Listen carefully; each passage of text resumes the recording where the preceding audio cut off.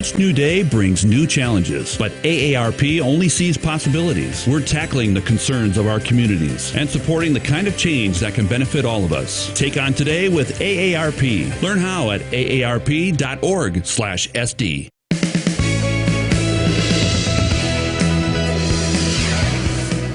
The city of Mitchell's mask mandate comes to an end soon. This morning, why the mayor cast the tie-breaking vote against extending that mandate. Plus, to the ball game. A Sioux Falls baseball fan reflects upon the legacy of home run great Hank Aaron. Good morning. This is KELOLAND on the go with all you need to know in news and weather as you start your weekend. We also have your boredom busters coming up, but first, our top story.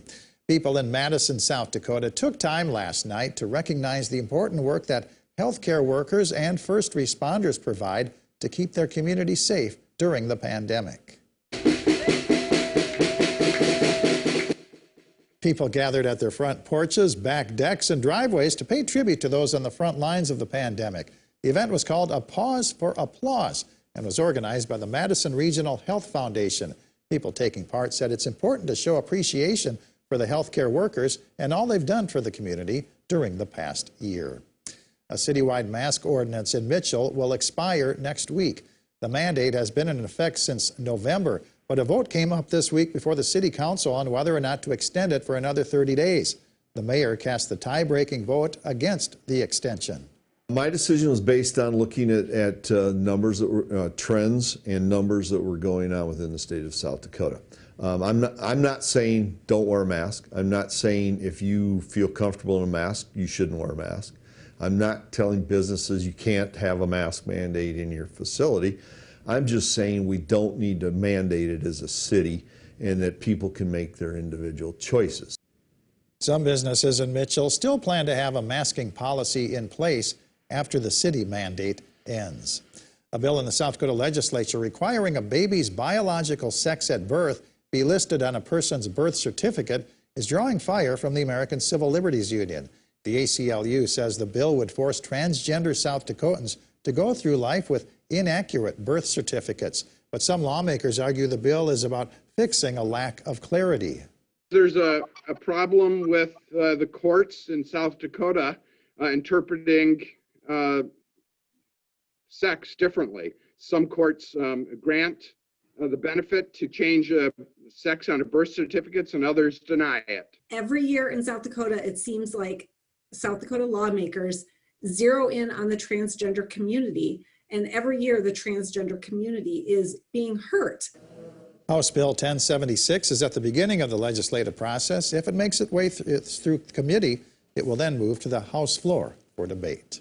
Well, let's get our first look at the forecast now with meteorologist Adam Wood in the Storm Center. Good morning, Adam. Good morning, Perry, and good morning, everybody. We are off to a bit of a wintry start in southern and southeastern portions of the viewing area. Orange City, a prime example of that, with snow starting to fall on this Saturday morning. Also seeing it in southern and southeastern parts of South Dakota with more snow on the way. Meanwhile, downtown 22 with a south wind at 13 miles per hour. Nothing coming down yet, but that is the key word that's expected to change. 28 in Pierre, Aberdeen sitting at 25, 17 in Watertown and in Marshall, 24 toward Rapid City and Custer. But wind chills are in the teens to single digits, so you will want to keep that in mind as you go about the start of your day. Of course, we're also monitoring snow that will continue to develop through the day in southern and eastern parts of KELOLAND, and that will create hazardous travel conditions later this afternoon and evening between the snow falling, not to mention the breezy conditions we'll be watching. So we have an update on that, plus the rest of your extended forecast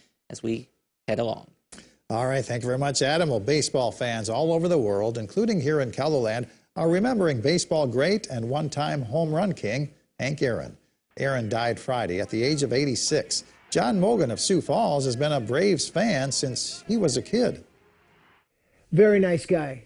One of the things I always admire about Hank Aaron is he still worked with the team, but he went through a lot of racial distress when he was younger.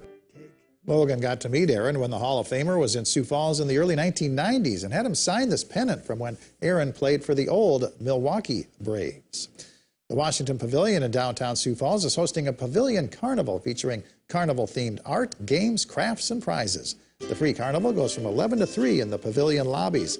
For a paid admission, you can see the film Into America's Wild playing at the Wells Fargo Cinedome at 11:30 and at 2 o'clock. Sioux Falls Parks and Recreation is hosting a Prince and Princess skate party at the McKinnon Park rink in Sioux Falls. The free party goes from 1 to 3. All kids will receive a free crown while supplies last. Be sure to dress for the weather. Skate rentals will be available. The Media One Fun Ski at Great Bear Ski Valley is a benefit for Children's Inn. Great Bear is open for skiing and snowboarding from 9 a.m. to 9 p.m. Tubing sessions are at 9, 1, and 5 o'clock. Enjoy a weekend of skiing and snowboarding in the Black Hills. Terry Peak Ski Area near Lead is open from 9 a.m. to 4 p.m. Saturday City is a craft and vendor show featuring vintage jewelry, homemade crafts, and sweet treats from 10 to 4 at Liberty Hall, the former VFW building on South Minnesota Avenue. Admission is free. This is the second to last weekend. You can check out the holiday lights on display at Falls Park. Winter Wonderland runs nightly from 5 to midnight through January 31st. Adam?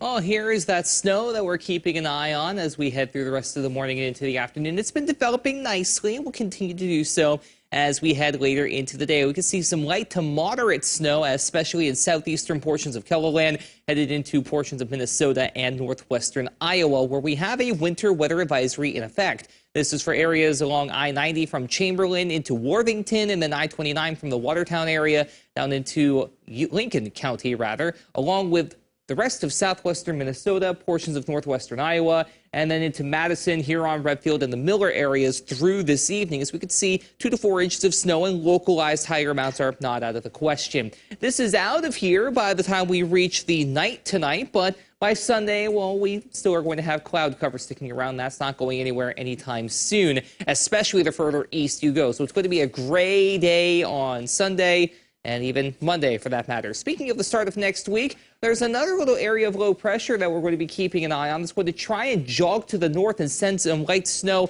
toward the South Dakota-Nebraska border, but I think we are able to avoid this one just enough as this stays down to the south. We'll still watch it, though, as it may also kick some snow showers up toward the western part of KELOLAND. But through tonight into early Sunday morning, we're looking at, in general, 2 to 4 inches of snow with localized higher amounts the further south and east you go. 1 to 2, up to 3 from Valentine, north and east into Watertown and Ortonville. But you notice the further north and west you go from there, you're expected to see little, if anything. Highs today in the 20s East River, low to mid-30s out west with that snow lingering into the night. Overnight lows in the single digits to mid-teens with your 7-day forecast featuring something we haven't seen very often, below average temperatures in the 7-day forecast, and this will last through at least the middle of next week. Speaking of which, could see some light snow around Wednesday before we warm up back into the 30s by the end of the week, which is also the end of January for that matter. Have a great day, everybody. For more on your local news, weather, and sports, head on over to KELOLAND.com.